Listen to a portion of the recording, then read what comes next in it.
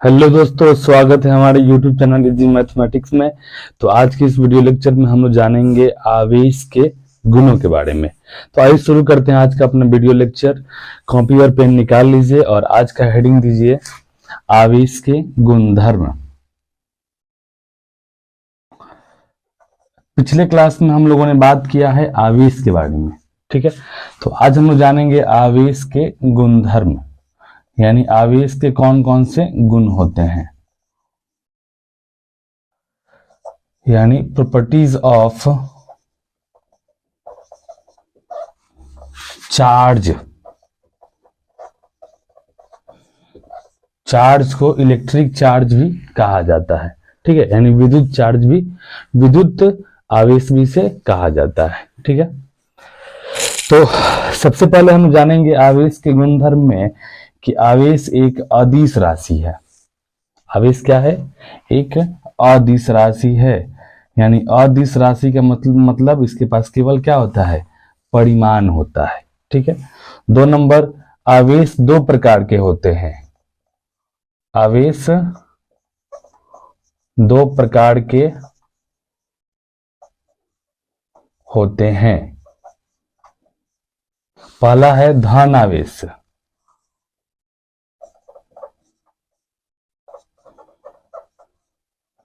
धन आवेश यानी पॉजिटिव चार्ज, और दूसरा है ऋण आवेश,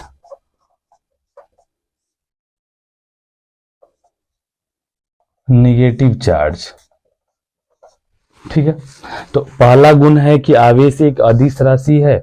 अदिश बोले तो इसके पास केवल परिमाण होता है, दिशा नहीं होता है, ठीक है। आवेश 2 प्रकार के होते हैं, धन आवेश और ऋण आवेश। और हम सब जानते हैं कि समान आवेशों के बीच क्या होता है? प्रतिकर्षण होता है, यानी प्लस प्लस के बीच हो जाएगा प्रतिकर्षण। प्रतिकर्षण बोले तो क्या होंगे? अगर समान आवेश होंगे तो एक दूसरे से दूर भागेंगे, ठीक है ना। यानी प्लस प्लस के बीच क्या होगा? प्रतिकर्षण। ठीक उसी तरह माइनस माइनस के बीच भी क्या हो जाएगा? इनके बीच भी हो जाएगा प्रतिकर्षण,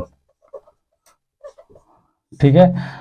लेकिन अगर एक आवेश प्लस हो और एक आवेश क्या हो? माइनस हो, तो दोनों के बीच क्या होगा? आकर्षण होगा। तो हम बोल सकते हैं कि विपरीत आवेशों के बीच क्या होता है? आकर्षण होता है। अगर एक माइनस हो और दूसरा क्या हो? प्लस हो, तो इनके बीच भी क्या हो जाएगा? आकर्षण हो जाएगा। तो इस प्रकार से हम बोल सकते हैं कि समान आवेशों के बीच क्या होता है? आकर्षण होता है। समान आवेशों के बीच प्रतिकर्षण होता है, जबकि विपरीत आवेशों के बीच क्या होता है? आकर्षण होता है। और आवेश कितने प्रकार के होते हैं? 2 प्रकार के होते हैं, ठीक है। चलिए तीसरा गुणधर्म हम जानते हैं। देखिए, आवेश योगात्मक होते हैं। आवेश योगात्मक होते हैं। योगात्मक होते हैं। योगात्मक होते हैं का मतलब ये हुआ ना कि आवेश को हम लोग साधारण बीजगणित विधि से जोड़ या घटा सकते हैं। यानी कहने का मतलब क्या है कि एक वस्तु पे आवेश है 10 कूलम और दूसरे वस्तु पे आवेश है -8 कूलम। अगर दोनों वस्तु पे अगर पूछा जाए कितना आवेश है, तो हम क्या करेंगे? लिखेंगे 10 कूलम प्लस -8 कूलम, फिर ये हो जाएगा 10 कूलम प्लस -8 कूलम, 10 में से 8 गया 2 कूलम, ठीक है ना। यानी कहने का मतलब क्या है कि आवेश योगात्मक होते हैं। इसका मतलब ये है कि आवेश को हम लोग साधारण बीजगणित से जोड़ या घटा सकते हैं, ठीक है। तीसरा गुणधर्म है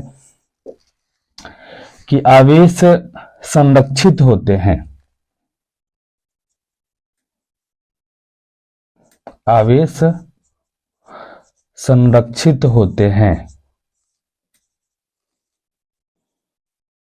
संरक्षित होते हैं, ठीक है। संरक्षित का मतलब ये हुआ कि किसी भी निकाय का कुल आवेश हमेशा नियत रहता है।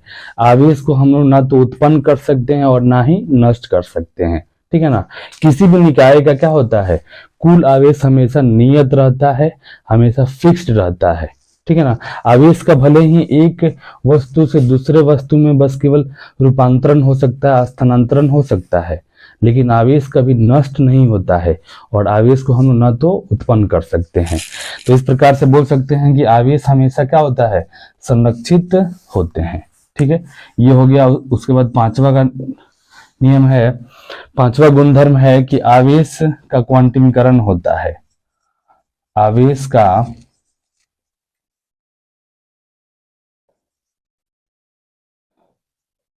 क्वांटमीकरण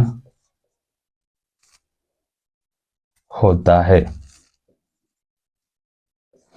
आवेश का क्वांटमीकरण का अर्थ यह है कि ठीक है, आवेश जहां भी रहता है ना, हमेशा पैकेट के रूप में रहता है।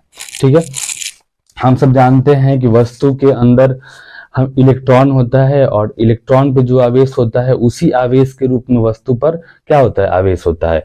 तो आवेश का क्वांटमीकरण सिद्धांत ये कहता है ना कि वस्तु के ऊपर अगर आवेश होगा ना, तो वो या तो 1 इलेक्ट्रॉन होगा, 2 इलेक्ट्रॉन होगा, 3 इलेक्ट्रॉन होगा, 4 इलेक्ट्रॉन होगा, 5 इलेक्ट्रॉन होगा, dot dot dot dot Ne, यानी इस रूप में आवेश रह सकता है। ठीक है ना, ये प्लस माइनस में हो जाएगा, plus minus plus minus plus minus plus minus, ये प्लस माइनस, यानी आवेश हमेशा इसी रूप में रहता है। कभी भी आपका आवेश ऐसे नहीं रहेगा 1.5 E, 3/2 E, 9/7 E, 8.6 E, कभी भी इस रूप में आवेश नहीं रहता है।